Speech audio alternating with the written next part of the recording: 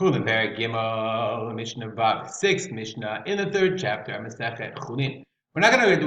We finished talking about shchita and about treifot. Now we're going to talk in general about the simanei tum'ah v'tahara. How do we know which animals are kosher and which are not?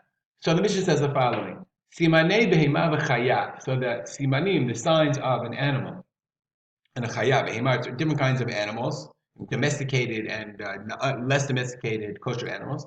Ne'amu min haTorah. Those were taught in the Torah, where in Vayikra, Perek Lamed, as we all know. Hashem said to Moshe and Aaron, speak to me. He says, Zot hachaya asher tochelu. These are the living things. Mikol behema shebaretz, from all the living beasts. Kol mafreset parsa v'shosat shesa prasot. Okay, it has to be a patch, parteth the hoof. Okay, and it's wholly cloven-footed. Ma'ale geira b'behema, and also chews its cud. Otap tochelu, so it has split hooves and chews its cud. Those are the animals, and if it's one or the other, it has to be both simanim. The Torah is explicit.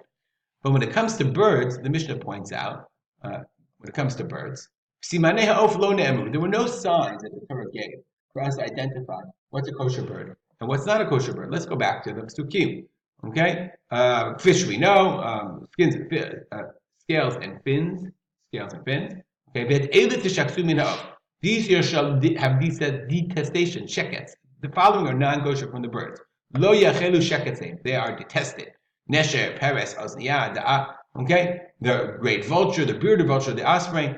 The problem is like this: when you could read all of these things, you could read all these translations. Orev, Ayah, Ya'ana, right? All these birds, there are names that are given to birds, right? That the nets, the hawk. That's all good. How do you know that the hawk described in the Torah is the hawk that we think is the hawk? Maybe it's a different hawk, and we just call the hawk that now. So the Torah, the Mishnah says, "Aval amu chachamim." This says that we have no idea. There's no specific knowledge of what the Torah specifically meant. But and simanei of lo ne'emun, we were not given signs of what's a kosher bird and what's not a kosher bird. Aval amu chachamim. The Chacham said the following. The Chachamim made an analogy. This is based on the Gemara. Well, the Gemara says the Chacham made an analogy. Called ov dores tamei. If it's an ov dores and it's a hunting bird. Okay. It grabs. Okay. It grabs with its nails, and lifts off the ground. It's a hunting bird. Some say that it really means is it eats its prey while it's still alive. Tameh. So any bird that's dores, I translate it as hunting, that's not kosher. But kol sheyesh lo etzba yetera, if it has an additional finger, bezefek, and it has a crop, b'kur kavano niklaf, and it's korkaban. Korkaban, remember we learned, let's go back to our picture of our bird. Okay? Let's go back to our picture. Here we are. Let's go back to our bird picture.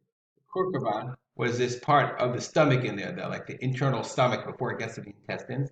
Zephic is the crop. So let's go back. The korkabano, there we are. Let's go back there. I lost my place. I'm sorry. Korkabano niklaf, and its korkaban is peeled. Okay? Hakis shebetoch hakorkaban niklaf ibasa can be peeled.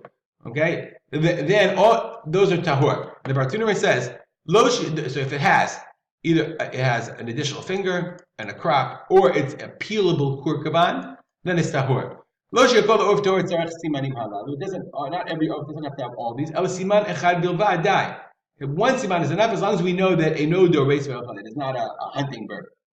Okay. The Gaonim said shemesoret v'yadam. She'ein machshirin of abba b'siman echad. They had a masorah that you're not machshir the gaonim, right? With one siman, even though it's not doez ve'ochel, ela im kain oto siman shekorkavon niflaf bayad. You have to have the siman of the korkavan being peelable by the hand. If you look it up, Rabbi Elazar ben Tzadok says, "Kol ov hacholek et raglav tamei." If an animal splits when it sits on a line, it sits on a wire, when it sits on a rope. If it has two fingers on one side and two on the other, then you know it's tamei. Why yadushu dores? So you can look it up on the internet. It's Encyclopedia Yehudit, right? They have a bunch of different pictures. If you look, you'll notice that, that this is the American bald eagle, right? Is a hunting bird. See how it spreads its feet. That's a non-kosher bird. But in the end, he quotes the Shulchan Aruch at the end of the comments, brings all this halachot. And says, Zephet brings the three simanim. Then he says the following: But He says, listen, even though a bird would have these three simanim, you should eat them. Because we're concerned, maybe it is a hunting bird. This is the key line. There's a misoret. This is a tradition passed down by our fathers that the animal is a kosher bird. That the animal is a kosher bird, and then, only then, can you eat the bird itself. All right, we'll stop here. Dedicate our learning to the memory of my father, Rav Simcha ben Yitzchak. Make it a good day.